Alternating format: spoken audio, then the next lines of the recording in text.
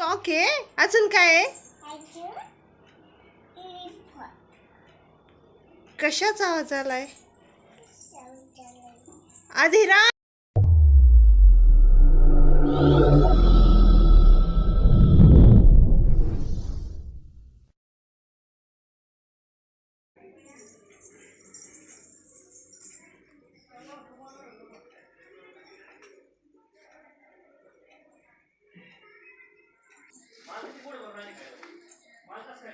मी ह्या छोट्या आदिरासाठी आले.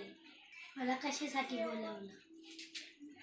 हे शारदा माते, इथे राजकुमारीच्या मुक्तीसाठी आम्ही तुम्हाला बोलवलं आहे. तिला तुमचा आशीर्वाद पाहिजे. आम्ही 7 देवांना प्रसन्न करीत आहेत. त्यात आम्ही तुम्हालाही प्रसन्न करून घेतले आहे. तुम्ही त्या राजकुमारीला मुक्त होण्यासाठी आशीर्वाद द्यावा. हे माते, पण या कार्यामध्ये काही वाईट शक्ती आम्हाला त्रास देत आहे. माझ्या आदिराला त्यांच्यापासून सुरक्षा पाहिजे. मला तिची खूप भीती वाटते आणि चिंता वाटते. मुली, तू चिंता करू नको. तर देव तुझ्या पाठीशी आहे. ही साधी कन्या नाही, हिच्यामध्ये फार प्रचंड शक्ती आहे.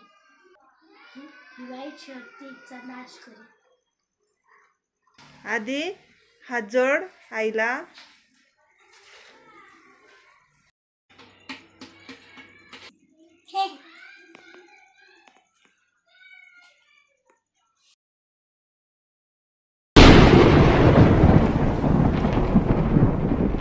चला, देवाला लावला दिवा.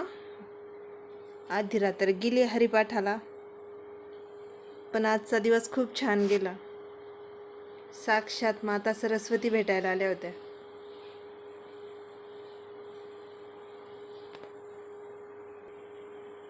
आधिरामुळे अशक्यही शक्य झालंय. या कलियुगात देवांचं दर्शन म्हणजे खूप अशक्य गोष्ट आहे, पण आधिरामुळे शक्य होतीये. पण फक्त भीती एकाच गोष्टीची आहे की राजकुमारीला न्याय मिळवता मिळवता आमच्या आयुष्यात काही उथलपुथल नको व्हायला. ती तर होणारच आहे म्हणा, आणि त्यातून सावरायला बळही तुम्ही देणार आहात, हे तर माहीतच आहे देवा. आमचे लाडाचे गणपती बाप्पा, तुम्हाला पण यायचं आहे. आधिराला खूप आवडतात गणपती बाप्पा. याल ना तुम्ही पण आधिराला भेटायला, राजकुमारीच्या मुक्तीसाठी, मुलीच्या हक्कासाठी. येईलच आता. हरिपाठ संपला की लगेच येईल. भूक लागली, भूक लागली. चला, करते मी स्वयंपाक. खिचडी.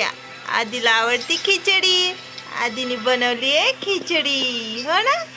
तूच तयार केली ना आज आधी? आधी मँगो धर ना. नको? ठीक आहे, बाय कर ना मग.